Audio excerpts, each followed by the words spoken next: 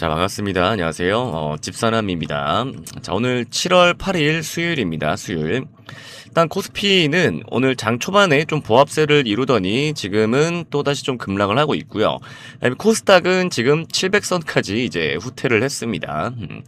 참 최근에 그 코스닥이 30주년을 맞이하면서 주년 행사를 했는데 좀 참담하죠? 왜냐면 코스닥은 30년 전에 이제 시작을 1000포인트로 시작을 했습니다. 네, 1000포인트로 시작을 했는데 그러니까 이제 30년이 지난 오늘 시작보다도 오히려 후퇴를 했다는 거죠. 참 대단합니다. 정상적인 시장이 아니에요. 네.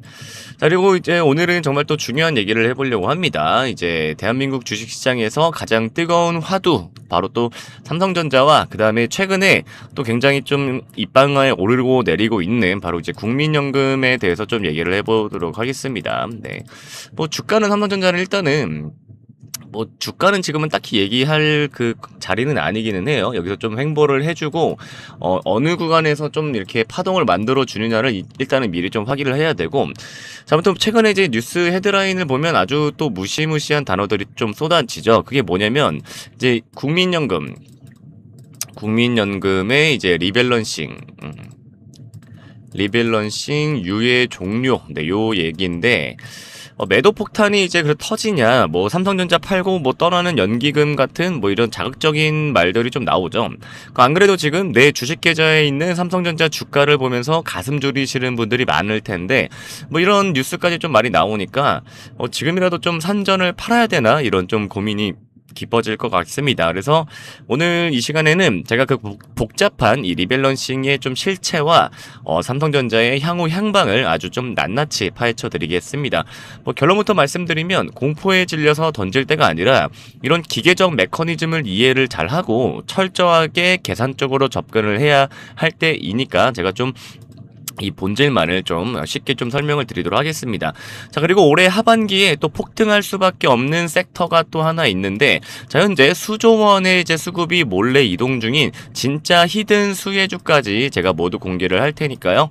영상 모두 끝까지 보시고 종목 잘 챙겨가시기를 바라겠습니다. 자, 여러분들 좋아요랑 구독 많이 눌러주시길 바라고요. 댓글에 삼성전자 반등 가자라고 남겨주시면 또 이벤트 링크 답글로 또 남겨드리도록 하겠습니다. 자, 일단 국민연금 좀 얘기를 해볼 텐데, 이번 이 대한민국 증시 대폭락 사태, 최근에 또 폭락이 많이 왔었죠. 어제도 서킷 브레이커까지 걸렸는데, 이런 대폭락 사태의 핵심이자 몸통, 그 다음에 진정한 원인은 따로 있다. 바로 대한민국 증시에 절대적인 수급 권력을 쥐고 있는 이 국민연금, 네. 국민연금과 또 그로 인해 촉발이 된 이런 도미노식 패닉 셀링입니다. 네, 그래서 오늘 이 수급의 메커니즘을 좀 파헤쳐 드릴 것 같은데, 자, 단도직입적으로 일단은 팩트만 좀 짚고 넘어가겠습니다. 일단 올해 초부터 코스피 시장이 강하게 랠리를 펼칠 때 이 국민연금이 이제 이 자산 배분, 이 가이드라인, 이런 게 또 따로 정해져 있어요. 이 가이드라인에 따른 리밸런싱을 제때하지 않았다. 네, 제때하지 않고 이제 비중을 좀 계속 늘려가면서 시장을 좀 억지로 떠받쳤던 거 다들 기억하실 거예요. 막 환율도 잡겠다고 막 나서고 막 그럴 때 억지로 좀 올해 초부터 떠받쳤는데, 원래는 정상적인 자산 배분 원칙대로라면 주가가 일정 수준을 이제 이상으로 오를 때 국내 주식 비중을 좀 진작에 좀 줄이면서 속도 조절을 했었어야 정상이었습니다. 네. 그리고 이게 이 국민연금의 장부를 운영하는 운영 원칙이라는 게 이미 정해져 있어요. 근데 연기금은 지금 올해 상반기 때 계속 매매를 한시적으로 유예를 해갔죠. 그러니까 리밸런싱을 유예를 계속 해왔던 겁니다. 유예를 해가면서 국내 주식을 좀 비정상적으로 꽉 좀 틀어쥐고 있었어요. 그래서 인위적으로 물량을 묶어두면서 증시를 상단으로 이제 억지로 이렇게 밀어 올려치는 그런 이제 착시 현상을 좀 만들어 놨는데, 그렇게 이제 규정상의 한계치까지 비중을 키워가면서 억지로 꾸역꾸역 버티던 직거리가 결국 뭐 임계점에 지금 다달랐다. 네, 그래서 더는 이 장부를 좀 맞추지 못하고 맞추지 않고 방치할 수 없는 이런 한계 상황이 오자 지금 이제 7월 들어서 뒤늦게 이제 리밸런싱 그 유예 종료를 선언을 하고 이제부터 이제 기계적인 매도를 이제 집행을 하기 시작을 한 겁니다. 네. 그런데 이제 그 집행 방식이 현재 이 시장의 체력을 이제 전혀 좀 고려하지 않고 있죠. 이 지금 시장이 얼마나 취약한지, 이 투자자들의 심리가 얼마나 무너져 있는지에 대한 이런 계산이 완전하게 지금 배제가 된 채 그냥 자기들 장부 숫자와 목표 비중을 맞추겠다고 지금 하루에도 거의 뭐 500억 원 가까이에 되는 어마어마한 매물들을 지금 이제 쏟아내고 있습니다. 네, 이 매물들을 좀 기계적으로 던져내고 있는데 대한민국 증시에서 가장 거대한 자금줄이자 오히려 매수 주체여야 할 연기금이 앞장서서 매일 대규모 매도를 쏟아내고 있으니까 당연히 시장이 현재 버텨낼 재간이 없죠. 네, 버텨낼 재간이 없습니다. 안 그래도 지금 한국 시장을 불안하게 막 모니터링하던 외국인 투자자들도 이 사태를 보고 지금 즉각적으로 계속 반응을 하기 시작했죠, 최근에. 그래서 국내 이제 연기금이 앞장서서 막 물량을 던지면서 하방에 압력을 가하니까 외국인들 역시 리스크 관리 차원에서 지금 연쇄적으로 매물 폭탄을 진짜 투하를 하면서 지금 패닉셀링에 좀 동참을 한 겁니다. 그래서 이런 기관의 좀 기계적 매도가 도화선이 되고 외국인의 대규모 자금 이탈이 또 기름을 부어버리는 이런 최악의 좀 연쇄 폭락 시나리오가 지금 우리 눈앞에 정말로 현실로 터지고 있습니다. 현실로. 어제 하이닉스가 마이너스 10% 이상이 떨어졌죠. 삼성전자도 마찬가지고요. 네. 어쨌든 그 결과가 얼마나 지금 참혹하고 이례적이냐, 얼마나 이게 이례적이냐. 자, 지난 20년간 그 서킷 브레이커라는 그 제도가 탄생된 게 2000년도이거든요. 2000년도. 그러니까 26년 전이죠. 26년 전인데 그러니까 최근 6년을 빼고도 지난 20년간이라는 긴 세월 동안 대한민국 증시 역사상 이 서킷 브레이커가 단 6번밖에 발동되지가 않았었어요. 네.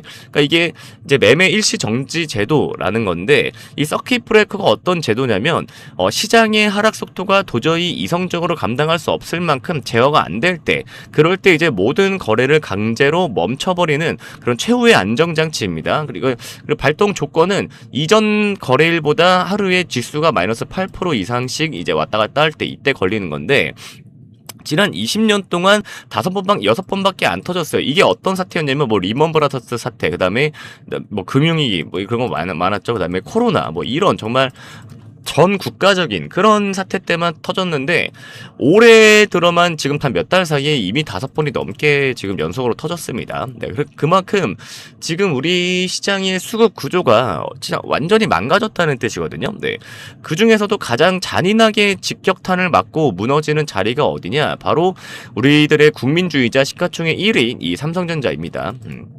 그리고 이제 현재 국민연금이 삼성전자랑 SK하이닉스의 비중이 국민연금 모든 주식자산 비중 중에 80%가 지금 넘어요. 네, 그리고 최근에 뭐 거의 180조 원에 가까운 수익을 냈다라고 합니다. 근데 이 수익을 이제 차익을 이제 실현을 하고 있는 거예요. 그쵸? 네. 자, 아무튼 외국인의 패닉셀과 연기금의 좀 기계적 리밸런싱 매도 폭탄이 좀 서로 교차를 하면서 그 무차별적인 화력이 전부 지금 삼성전자랑 SK하이닉스에 지금 집중이 되고 있다. 네. 이렇게 되고 있고, 그러니까 주가가 이제 펀더멘털과 상관이 없이 그야말로 지금 정말로 뭐 추풍 낙엽처럼 이렇게 떨어지고 있는 거죠. 그러니까 기업이 어제도 삼성전자가 2분기 영업이익을 거의 90조 원 가까이를 냈잖아요. 역사상 최대고 영업이익이 90조가 지금 전 세계 뭐 애플이나 엔비디아 이런 모든 빅테크들을 제치고 세계 1위를 어제 달성한 날이었습니다. 그럼에도 불구하고 어제 삼성전자가 마이너스 10%를 가까이를 찍었죠. 그러니까 이게 뭐 기업이 분기 영업이익을 아무리 막 잘 뽑아내면 뭐하고 반도체 기술을 막 개발을 해서 세계 무대에서 막 양산을 성공을 하면 뭐합니까? 시장을 어쨌든 움직이는 거대 거시 수급이 하루에도 막 외국인 뭐 이런 매도세까지 다 포함하면 정말 수천억 원씩 마구잡이로 지금 투매를 진행을 하고 있는데 버틸 장사가 당연히 없죠. 네. 뭐 가치 투자니 뭐 장기 투자니 하는 말들이 어쨌든 지금 이런 미쳐버리게 꼬여버린 이런 수급 장세 앞에서는 완벽한 좀 무력감을 주는 이유가 여기에 있습니다. 근데 이제 지금 더 이제 심각한 거는 지금 상황이 좀 이 지경까지 몰렸는데도 이런 제도나 이제 제도의 모순이나 이런 수급에 대한 이 불균형을 지적하는 목소리가 굉장히 작다 이거예요. 마치 뭔가 삼성전자의 내부 결함 때문에 막 주가가 떨어지는 것처럼 뭐 시장의 화살을 좀 기업에만 돌리고 있다 이런 건데, 이런 거에 절대 속으시면 안 되고, 이런 폭락 사태는 정말 철저하게 제때 매물을 소화하지 않고 비정상적으로 리밸런싱을 유예해 왔던 이런 국민연금의 운용 미숙과 또 그로 인해 촉발된 외국인들의 연쇄적인 이런 신뢰 상실이 만들어낸 정말 구조적인 학자품이다라고 보시면 되겠습니다.